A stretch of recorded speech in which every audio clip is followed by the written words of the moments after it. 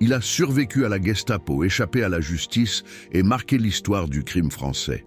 Voici Joe Attia, Joseph Victor Brahim, Marie Attia, né le 10 juin 1916 à la Richardet, Ille-et-Vilaine. Enfance difficile, orphelin de fait, placé chez des fermiers en Isère où il est maltraité avant de fuguer très jeune. Selon ses proches, il avait des aptitudes pour la boxe, ce qui lui valut son premier surnom, Joe le Boxeur. Mobilisé dans les bataillons d'infanterie légère d'Afrique, les BATDAF, puis dans les corps francs en 1939-40. Après démobilisation, se livre à des activités criminelles, vol, extorsion, cambriolage à Paris.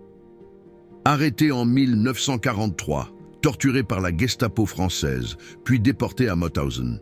Il y fait preuve d'un comportement exemplaire, gagnant le respect des codétenus, dont Edmond Michelet, qui témoigneront plus tard en sa faveur.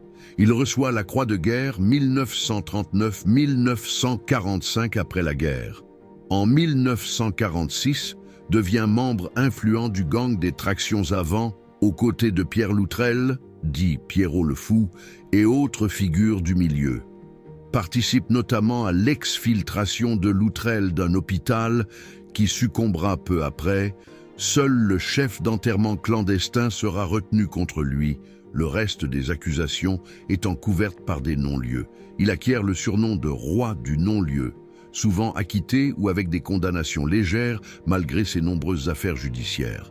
Ouvre des cabarets à Paris et Abidjan, notamment Le Refuge, tout en poursuivant ses activités illicites, escroquerie, vol, extorsion, armes, impliqué ou suspecté dans plusieurs affaires politiques, notamment l'enlèvement de Mehdi Ben Barka et une tentative contre le colonel Argoud, mais toujours disculpé, souvent grâce à des non-lieux ou parce qu'il était incarcéré au moment des faits. Il tient également un bar-restaurant renommé dans le quartier de Montmartre, le Gavroche, devenu un lieu de rendez-vous du tout Paris mondain et du milieu criminel.